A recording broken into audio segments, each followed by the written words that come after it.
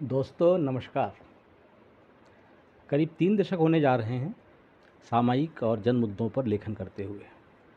अब तक सैकड़ों आलेख अलग अलग अखबारों में छप चुके हैं, पर अब समय बदल रहा है, तो मैंने सोचा कि मुझे भी अपने आप को बदलना चाहिए। तो अब ये नई शुरुआत है। पहली बार वीडियो के ज़रिए अपनी बात रखने जा रहा हूँ। बहुत सी गलतियाँ होंगी, बहुत सी कमियाँ होंगी। आप उन्हें बताइएगा ज़रूर, ताकि इसे और बेहतर किया जा सके। तो साथियों, आज का विषय है देश में छवि बदलने के प्रयोगों पर। इसका ताज़ा उदाहरण है 16 जून को रिलीज़ हुई फिल्म आदि पुरुष। इसी के बहाने हम देखते हैं कि इसके पीछे की असली कहानी आखिर क्या है।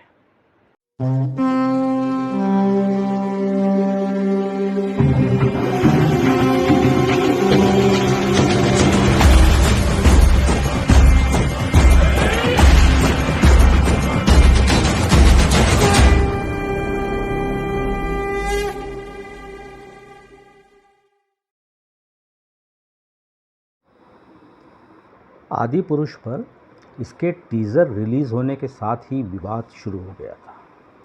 650 करोड़ की लागत से बनी अत्याधुनिक वीएफएक्स इफेक्ट से लैस इस फिल्म को इसके कंटेंट, इसके डायलॉग्स और इसके कैरेक्टर्स की विवादित छवि दिखाने पर घेरा जा रहा है। जाहिर है, फिल्म के निर्माता, निर्देशक और खासकर डायलॉग राइटर आलोचकों के सीधे निशाने पर हैं। एक्टर्स को छोड़ दें, क्योंकि वे तो वही करेंगे जो फिल्म का निर्देशक उनसे करवाएगा। बहरहाल, यहाँ इस फिल्म का जिक्र केवल इसलिए नहीं हो रहा है कि यह किन कारणों से विवाद में है। यह जिक्र इसलिए ज़्यादा ज़रूरी है ताकि हम यह समझ सकें कि यह मामला केवल किसी एक फिल्म से जुड़ा है या फिर इसकी जड़ें काफ़ी गहरी हैं और यह किसी खास सोच के साथ किए जा रहे प्रयोग का हिस्सा भर है। हम ऐसी अटकलें तो लगा ही सकते हैं। दरअसल बहस का बड़ा मुद्दा यह है कि इस फिल्म से हमारे दिलों में बसी भगवान श्री राम की सौम्य, मनोहर, शांत चित्त, धीर, गंभीर और पुरुषोत्तम वाली छवि को गहरा धक्का पहुंचा है। यही इस प्रयोग का सार भी है, क्योंकि यह सारा खेल ही छवि बदलने का है। तो क्या यह माना जाए कि यह अनायास नहीं, सायास है? क्या हम यह कह सकते हैं कि यह संयोग नहीं है, यह प्रयोग है? क्या इसे नैरेटिव सेट करने का प्रयोग कहा जा सकता है?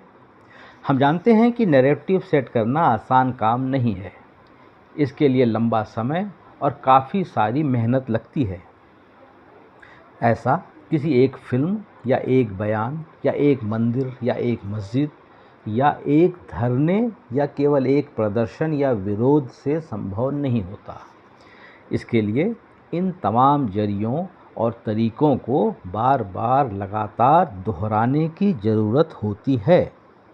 यह भी ध्यान देने वाली बात है कि अगर किसी की नई छवि बनानी हो या किसी मुद्दे पर नया नैरेटिव सेट करना हो, तो फिर भी काम थोड़ा आसान हो जाता है। लेकिन जब चुनौती किसी सोच, किसी विचार, किसी सिद्धांत, किसी परंपरा या किसी व्यवहार को बदलने की हो, इनके आधार पर बनी छवि को बदलने की हो, इनके आधार पर पहले से बने नैरेटिव को बदलकर नया नैरेटिव सेट करने की हो, तो यह ज़्यादा कठिन काम होता है। और यह फिल्म संभवतः इसी कठिन काम को अंजाम देने के बड़े प्रयोग या बड़ी मुहिम की महज एक कड़ी मानी जा सकती है। नया, अलग और अपने खास मकसद के लिए नैरेटिव सेट करने के इस प्रयोग में फिल्में भी एक अहम भूमिका अदा कर रही हैं। इसकी शुरुआत शायद द कश्मीर फाइल से हुई थी। इस फिल्म पर भी फैक्ट से छेड़छाड़ और समाज के खास वर्ग सहित सत्ताधारी राजनीतिक हित साधने के आरोप लगाए गए। इसे नैरेटिव सेट करने के एक छोटे प्रयोग के तौर पर देखा जा सकता है। तत्कालीन सत्ताधारी दल के खिलाफ, मुसलमानों के खिलाफ कश्मीर के बहाने देश के दूसरे हिस्से के लोगों को जैसा संदेश देने की कोशिश की गई उसमें यह काफ़ी हद तक सफल भी रही। इस बीच फिल्म से पैसों की कितनी कमाई हुई उसे तो केवल सरप्लस या बोनस ही मानना चाहिए, क्योंकि असली लक्ष्य या असली उद्देश्य तो शायद कुछ और ही है। बहुत से लोग ऐसा मानते हैं। इसी लाइन पर एक और फिल्म का नाम लिया जा सकता है। यह फिल्म है द केरला स्टोरी। यह भी संभवतः नैरेटिव सेट करने की दिशा में बढ़ने वाला एकदम साफ, स्पष्ट, सोचा समझा गया कदम था। इस फिल्म में तो निर्माता, निर्देशक से लेकर राजनेता भी खुलकर सामने आ गए थे। हद तो यह थी कि सेंसर बोर्ड से एडल्ट सर्टिफिकेट मिलने वाली इस फिल्म को कई राज्यों ने टैक्स फ्री कर दिया। एक कैटेगरी के बावजूद इस फिल्म को भिन्न राज्यों के मुख्यमंत्रियों, गृह मंत्रियों, मंत्रियों ने स्कूली नाबालिग लड़कियों के साथ देखा, खुलेआम, पूरी बेशर्मी के साथ। केरला स्टोरी का मामला जब सुप्रीम कोर्ट तक पहुंचा तो फिल्म मेकर्स ने निहायत ही बेशर्मी के साथ यह माना कि फिल्म गलत फैक्ट पर आधारित है। इसमें 32,000 लड़कियों के धर्म परिवर्तन और उनके आतंकी संगठन आईएसआईएस में शामिल होने की बात काल्पनिक है। इसलिए फिल्म रिलीज होने के ऐन दिन इसे बदलकर 3 लड़कियों के धर्म परिवर्तन तक सीमित कर दिया गया और सुप्रीम कोर्ट को यह जानकारी भी दे दी गई थी। इसके बाद भी फिल्म राजनीतिक समर्थन के साथ देश भर में देखी और दिखाई गई। हो सकता है कि इसका मकसद यह रहा हो कि नैरेटिव सेट करने में कोई दिक्कत न हो। हम यह भी कह सकते हैं कि फिल्मों के जरिए नैरेटिव सेट करने का यह सिलसिला अभी जारी रहेगा। तो क्या हमें यह मानना चाहिए कि बेहतर हुरें और अजमेर 92 इसी कड़ी की आगामी फिल्में हैं, जो खास कौम के प्रति नफरत की सीढ़ी बनाकर सत्ता तक पहुंचने की राजनीतिक कामना पूरी करने में मदद करेंगी? ऐसा कहना अभी शायद जल्दबाजी होगी। हमें इन फिल्मों के आने और उसके लोगों पर पड़ने वाले असर का इंतजार करना चाहिए। बहरहाल, हमने बात शुरू की थी छवि बदलने की। आदि पुरुष फिल्म में गुस्से वाले, नाराज दिख रहे, आक्रामक तेवर वाले राम की छवि अनायास नहीं है। यह जानबूझकर ऐसी बनाई गई है ताकि लोगों को यह पता चले कि सबके मन में बसे राम असल में वैसे नहीं हैं जैसा हम मानते आए हैं। वे केवल सहनशील और धैर्यवान नहीं हैं।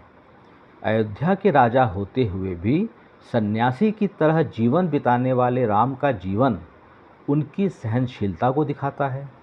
यह भी कि वे केवल दयालु स्वभाव के नहीं थे। उन्होंने दया कर अपने निकट आए सभी को अपनी छत्र छाया में लिया। उन्होंने सभी को आगे बढ़कर नेतृत्व करने का अधिकार दिया। सुग्रीव को राज्य दिलाना उनकी दयालु स्वभाव का ही प्रतीक है। यही नहीं, उन्होंने हर जाति, हर वर्ग, यानी किसी भी तरह के भेदभाव से इतर मित्रता निभाना भी सिखाया। केवट हों या सुग्रीव, निषादराज हों या विभीषण, सभी मित्रों के लिए उन्होंने स्वयं कई बार संकट तक झेले।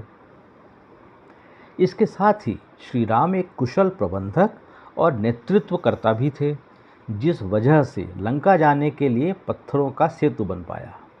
भाई के प्रति प्रेम और समर्पण की मिसाल भी हमें श्री राम से मिलती है। इसी वजह से भरत ने श्री राम की अनुपस्थिति में राजपाट मिलने के बावजूद भगवान राम के मूल्यों को ध्यान में रखकर सिंहासन पर राम जी की चरण पादिका रख जनता की सेवा की। इन्हीं वजहों से राम को पुरुषोत्तम माना जाता है।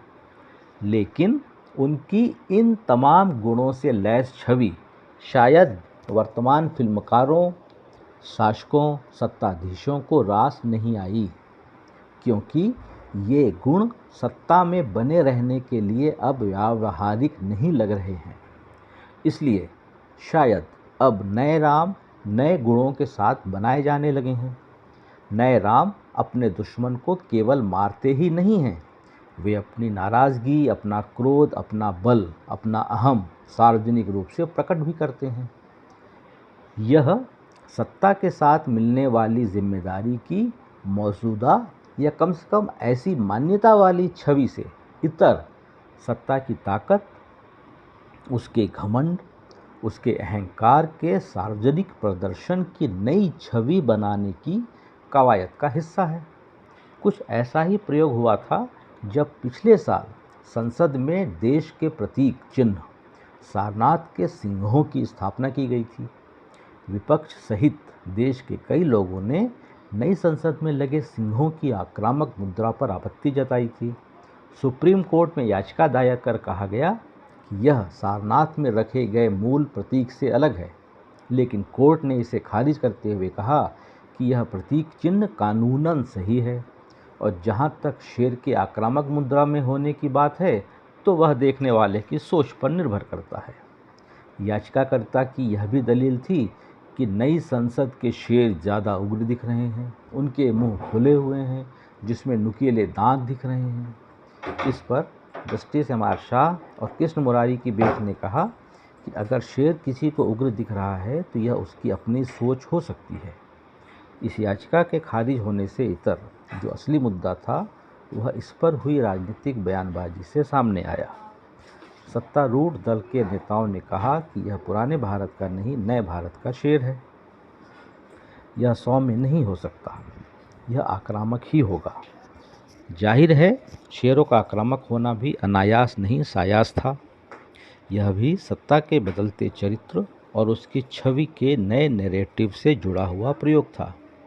इन तमाम प्रयोगों से जनता को संदेश देने की कोशिश की जा रही है कि केवल सत्ता ही नहीं बदली है, उसकी सोच, उसके तेवर, उसकी छवि, उसके काम करने के तरीके में भी बड़ा बदलाव आया है। अगर हम सरकार या सत्ता के आम लोगों की ज़िंदगी से जुड़ी जिम्मेदारियों या जनता की रोज़मर्रा की समस्याओं के समाधान में सरकारी भूमिका की बात करें तो देखेंगे कि सरकार कितना ही अच्छा काम कर ले, जनता के बीच उसकी वैसी छवि नहीं बन पाती जैसी वर्तमान सरकार या सत्ता चाहती है। पारंपरिक सरकार या सत्ता की छवि के साथ जनता का जुड़ाव अक्सर अपनी पसंद, नापसंद या अपनी ज़रूरतों के पूरा होने पर निर्भर करता है। इसी वजह से सरकारें बदलती भी रहती हैं। हो सकता है कि इसी छवि को अब सरकार बदलना चाह रही हो। शायद वह जनता को यह संदेश देने की कोशिश कर रही है कि अगर यह सरकार बदली तो जनता के सामने धर्म, राष्ट्र, अस्मिता, इज्जत, पहचान का संकट खड़ा हो जाएगा। अगर उसे नई पहचान वाला उग्र, आक्रामक, दुश्मनों के सिर पर सवार होने वाला, दुश्मनों का संहारक, अपनी शर्तों पर काम करने वाला शासक चाहिए जिससे कहीं न कहीं उसके अहम को भी पूरा करने का मौका मिलता हो, तो उसे ऐसी सरकार को बनाए रखना होगा। जाहिर है कि यह संदेश किसी एक रैली, किसी एक बयान, एक घटना, एक विरोध प्रदर्शन या एक फिल्म से नहीं दिया जा सकता। यह नैरेटिव बदलने का काम है। इसके लिए एक साथ कई मोर्चों पर काम करने की ज़रूरत होती है। स्कूली कोर्स से गांधी को हटाने या डार्विन को बाहर करने से लेकर मुगल सराय, मुगल गार्डन या फैज़ाबाद का नाम बदलने, आदि पुरुष में हनुमान को बजरंग कहलाने, नई संसद बनाने और उसमें खूंखार शेरों का प्रतीक चिन्ह स्थापित करने और इतिहास के पुनर्लेखन से लेकर बुलेट ट्रेन वाले भारत के भविष्य की अलग छवि बनाने तक की कवायद इसमें शामिल है। इससे समाज को कितना फ़ायदा या नुकसान होगा, इसके लिए हमें कहीं बाहर जाने या किसी बड़े संस्थान की रिसर्च रिपोर्ट का इंतज़ार करने की ज़रूरत नहीं है। आप अपने घर के अन्य सदस्यों से बात कर सकते हैं या अपनी ही सोसाइटी के किसी व्हाट्सएप ग्रुप में चल रही बहस पर नज़र डाल सकते हैं। अंतर नज़र आ जाएगा। यह देश हमारा और आपका है। जाहिर है कि इसके अच्छे और बुरे का फैसला भी हमको और आपको ही करना है। तो साथियों, ये हमारी पहली प्रस्तुति थी। इस पे आपकी टिप्पणियों का हमें इंतज़ार होगा। आपको क्या अच्छा लगा, आपको क्या कमियां लगी, इसमें क्या और